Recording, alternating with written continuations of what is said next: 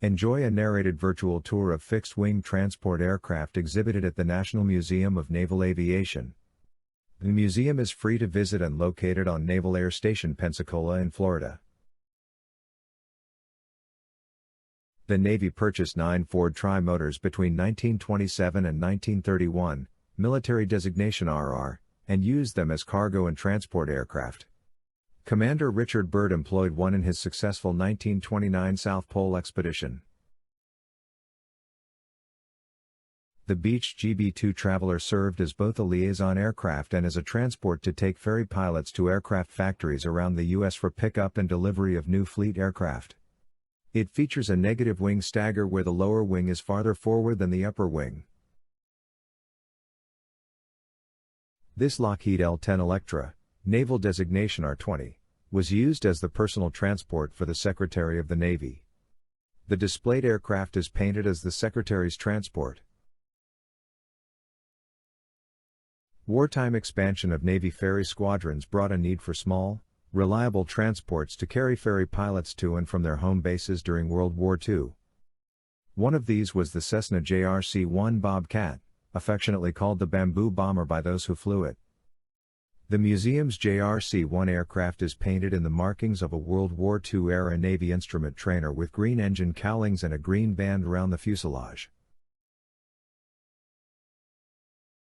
The R-4D Skytrain was the military version of the Douglas Super DC-3, which had a strengthened fuselage, new horizontal and vertical tail surfaces, squared-off and mildly swept-back wings, and nacelle doors that fully housed the retracted landing gear. It was employed in a variety of missions such as transporting personnel and cargo around the globe, including in-country operations during the Vietnam War. They also supported the operations of the official U.S. Navy parachute team, the Shooting Stars. Douglas's R-6D delivered personnel and cargo around the world, including Southeast Asia in support of the Vietnam War, and operated into the early 1980s. Lockheed's C-130 Hercules entered naval aviation service in 1960 and is still in service today. Capable of using unprepared runways for takeoffs and landings, it was originally designed as a troop, medevac, and cargo transport aircraft. The versatile airframe has found uses in other roles, including as a gunship, for airborne assault, search and rescue, scientific research support, weather reconnaissance, aerial refueling, maritime patrol, and aerial firefighting. This TC-130G Hercules finished its career as Fat Albert, the logistics support aircraft for the U.S. Navy Flight Demonstration Squadron, the Blue Angels. Here is a little bonus: Fat Albert at the 2010 Cleveland Air Show.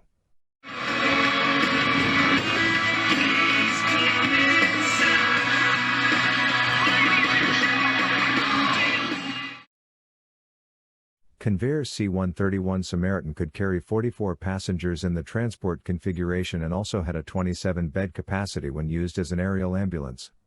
Some were adapted to serve as VIP aircraft. The Coast Guard acquired 22 Samaritans and modified them for use as search and rescue platforms.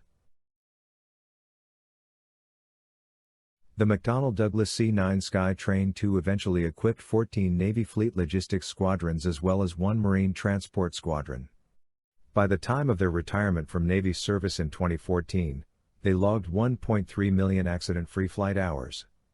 The airplane remains operational in Marine Transport Squadron 1.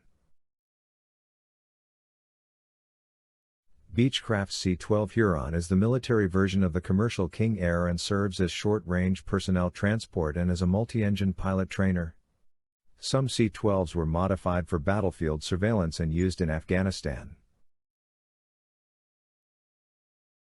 I hope you enjoyed this narrated virtual tour of the National Naval Aviation Museum's fixed-wing transport aircraft.